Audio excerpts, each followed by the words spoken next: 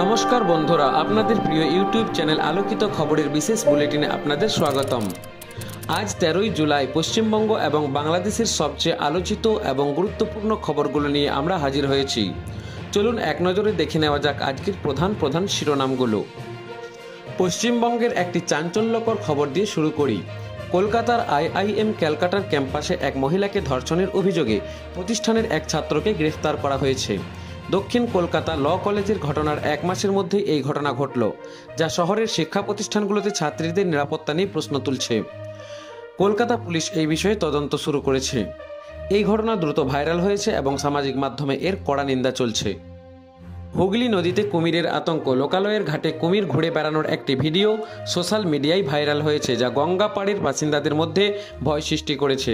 শ্রাবণী মেলার আগেই এই ঘটনা প্রশাসনের উদ্বেগ বাড়িয়েছে। অন্যদিকে জমি বিবাদের জেরে প্রতিবেশীকে মারধরের অভিযোগে ভারতীয় ক্রিকেটার মোহাম্মদ শামির প্রাক্তন স্ত্রী হাসিন জাহানকে ঘিরেও একটি ভিডিও ভাইরাল হয়েছে, যদিও ভিডিওর সত্যতা আমাদের টিম যাচাই করেনি। মানে জায়গার ব্যাপারে গিয়েছিল, কাজ বন্ধ করার কথা হয়েছিল, হ্যাঁ বলাই হয়েছিল, তাও হাসিন জাহান কাজ চালিয়ে যাচ্ছিল, কাজ বন্ধ করার কথা বলা হয়েছে। তারপর হাসিন জাহান মানে মনোজনা যে ছোট মেয়ে, ওকে মারধর করেছে, সে এখন হসপিটালে ভর্তি আছে, মানে সিরিয়াস অবস্থা, লাইন টাইন সবই চলছে।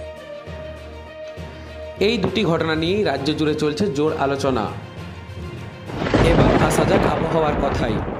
আজ 13ই জুলাই পশ্চিমবঙ্গের দক্ষিণবঙ্গে নিম্নচাপের প্রভাবে ভারী থেকে অতি ভারী বৃষ্টির পূর্বাভাস রয়েছে। কলকাতা সহ উপকূলবর্তী জেলাগুলিতে জল জমার আশঙ্কা করা হচ্ছে, যা কিছু নিচু এলাকার বন্যার পরিস্থিতি তৈরি করতে পারে। উত্তরবঙ্গেও মাঝারি থেকে ভারী বৃষ্টি অব্যাহত আছে। বিশেষত দার্জিলিং ও কালিম্পংয়ের মতো পাহাড়ি এলাকায় ভূমিধসের আশঙ্কা রয়েছে। প্রতিবেশী দেশ বাংলাদেশেও বন্যা পরিস্থিতি উদ্বেগজনক। মৌসুমি বায়ুর সক্রিয়তায় দেশের উত্তর ও মধ্যাঞ্চলের প্রধান নদীগুলোর জলস্তর বিপদসীমার উপর দিয়ে প্রবাহিত হচ্ছে। যমুনা, ব্রহ্মপুত্র এবং সুরমা নদীর জলস্তর এখনও বেশি। কুড়িগ্রাম, গাইবন্ধা, সিরাজগঞ্জ, জামালপুর, সুনামগঞ্জ এবং সিলেট সহ বেশ কয়েকটি জেলায় নতুন করে কিছু এলাকা প্লাবিত হয়েছে। সারা দেশে আজ মাঝারি থেকে ভারী বৃষ্টিপাত রেকর্ড করা হয়েছে এবং আগামী 24 ঘন্টায়ও এই প্রবণতা অব্যাহত থাকতে পারে, যা বন্যা পরিস্থিতিকে আরও জটিল করতে পারে। অনেক মানুষ আশ্রয় কেন্দ্রে চলে গিয়েছেন। বাংলাদেশে তত্ত্বাবধায়ক সরকার নারী কর্মকর্তাদের স্যার সম্বোধন করার দীর্ঘদিনের প্রথা বাতিল করেছে, যা একটি অদ্ভুত রীতি হিসেবে আখ্যায়িত হয়েছে। আরেকটি বড় খবর হলো বিশ্ব স্বাস্থ্য সংস্থা WHOর বিতর্কিত বাংলাদেশ আঞ্চলিক পরিচালক সাইমা ওয়াজেদকে, অর্থাৎ শেখ হাসিনার কন্যাকে দুর্নীতির তদন্তের জেরে অনির্দিষ্টকালের জন্য ছুটিতে পাঠানো হয়েছে। এই দুটি খবরই বাংলাদেশে এবং আন্তর্জাতিক মহলে ব্যাপক আলোচনার জন্ম দিয়েছে। ভারত বাংলাদেশ সীমান্তে আজ একটি মর্মান্তিক ঘটনা ঘটেছে। ঠাকুরগাঁও সীমান্তে বিএসএফের গুলিতে একজন বাংলাদেশি যুবক নিহত হয়েছেন বলে অভিযোগ উঠেছে, যা সীমান্ত এলাকায় নতুন করে উত্তেজনা সৃষ্টি করেছে। অন্যদিকে অর্থনৈতিক ক্ষেত্রে বাংলাদেশের জন্য একটি ইতিবাচক খবর হলো 2025 সালের প্রথম ত্রৈমাসিক বাংলাদেশে বৈদেশিক বিনিয়োগ দ্বিগুণেরও বেশি বৃদ্ধি পেয়েছে।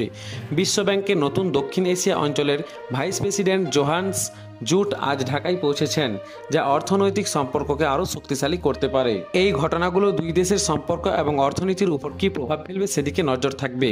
তাহলে দর্শক বন্ধুরা, এই ছিল আজকের 13ই জুলাই তারিখের পশ্চিমবঙ্গ এবং বাংলাদেশের সবচেয়ে আলোচিত বিষয়গুলি। শিক্ষা প্রতিষ্ঠানের নিরাপত্তা থেকে শুরু করে প্রাকৃতিক দুর্যোগ, সামাজিক বিতর্ক এবং আন্তর্জাতিক সম্পর্ক, সব মিলিয়ে আজকের দিনটি ছিল বেশ ঘটনাবহুল। আপনারা এই বিষয়ে কী ভাবছেন কমেন্ট বক্সে অবশ্যই জানাবেন। আমাদের চ্যানেলটি সাবস্ক্রাইব করতে ভুলবেন না।